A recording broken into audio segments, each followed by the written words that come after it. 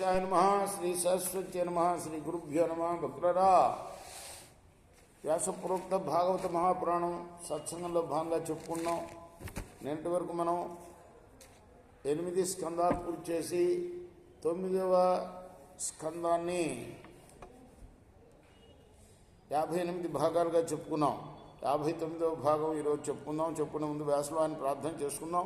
వ్యాసాయ విష్ణు రూపాయ వ్యాస రూపాయ విష్ణవే నమో వై బ్రహ్మనిదయే వాసిష్ఠాయ నమో నమః. ఆంజనేయం మహావీరం బ్రహ్మవిష్ణు శివాత్మకం తరుణార్క ప్రభం శాంతం ఆంజనేయం నమామ్యహం. సదా నింబవృక్షస్య మూలాధివాసాత్ సుధాశ్రావిణం తిక్తమప్యప్రియంతం తరుంకల్పవృక్షాదికం సాధయంతం నమామీశ్వరం సద్గురుం సాయినాథం సమర్థద్గురు సాయినాథ్ మహారాజ్ కీ జయ. శ్రీ శుక ఉవాచ స యుద్ధమాచరన్ కామాన్ స్త్రైనోపక్నవమాత్మనః బుద్ధ్వా ప్రియాయే నిర్విన్నో గాథామేతాం అగాయత. పరీక్షణ్ మహారాజా సుఖయోగి చెప్తున్నాడు. యయాతి ఈ విధంగా స్త్రీలోలుడై సుఖభోగాల్లో మునిగి తేలుతున్నాడు. ఒకనాడు అతడు తన జీవితం పతనోన్ముఖమై సాగుతున్నట్లుగా గ్రహించాడు. విరక్తిని పొందాడు. అప్పుడు దేవయానికి ఈ గాథను తెలిపాడు. దేవయాని, శృణు భార్గవ్యముగాథాం మద్విధాచరితాం భువి ధీరా యస్వాను శోచంతి వనే గ్రామ నివాసనః. ఓ భృగువంశజురాలైన దేవయాని, నాలాగా విషయ సుఖ లోలుడైన వాడి యొక్క గాథను తెలుపుతా విను.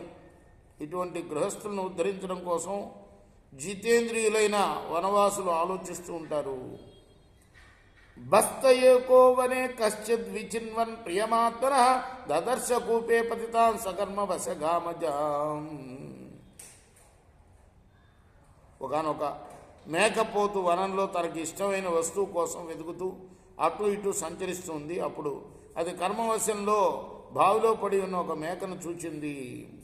తస్యా ఉద్ధరణోపాయం బస్తః కామి విచింతయన్ వ్యధత్త తీర్థముద్రుచ్య విషాణాగ్రేణ రోదసి.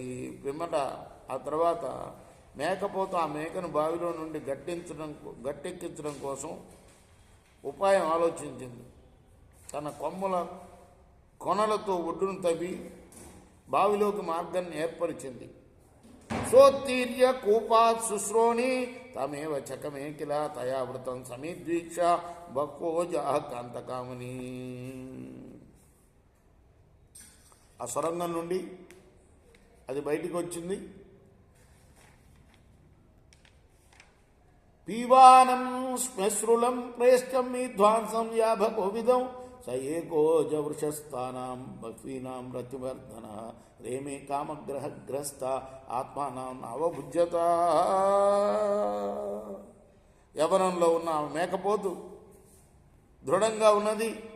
రతి క్రీడ కోసం ఉత్సాహపరుస్తూ మేకలకు హాయిని కొల్పుతూ ఉన్నది. అది ఆ మేకపోతును చూచి తక్కిన మేకలన్నీ కూడా దానిపై మోహపడ్డాయి. అప్పుడు ఆ ఒక్క మేకపోతే అతని మేకలన్నిటితో క్రీడిస్తూ వాటిని సుఖపెడుతూ ఉన్నది. కామాతురైన ఆ మేకపోతు ఆ పిచ్చిలో పడి తన వివేకాన్ని పూర్తిగా కోల్పోయింది.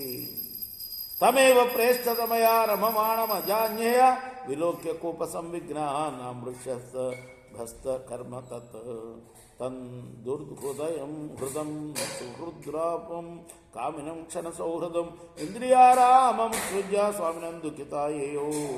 అప్పుడు బావిలో నుండి బయటపడిన మేక తన భర్త అయిన పోతుపై మరులుకున్న మరి ఒక మేకతో తన పతి క్రీడించడం చూచి దాని చేష్టలను సహింపలేకపోయింది. అప్పుడు అది ఈ మేకపోతు మిక్కిలి కామాతుర, దీని ప్రేమ క్షణికమైనది కనుక దీన్ని విశ్వసింపరాదు. ఇది మిత్రరూపమైన శత్రువు పయోముఖ విషకుంభం అని భావించి ఇంద్రియలోడైన తన భర్తను త్యజించి కుమిలిపోతూ తన పాలకుని దగ్గరికి వెళ్ళిపోయింది.